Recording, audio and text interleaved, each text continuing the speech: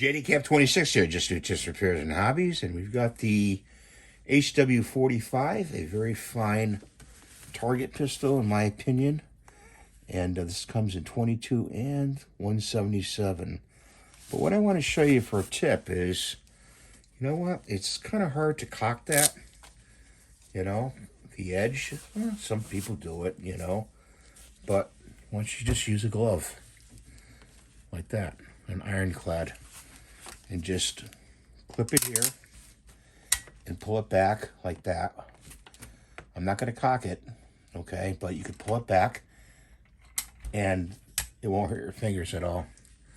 So that's what I want to show you today, and you can cock it over your knee with the gloves on and have a great time.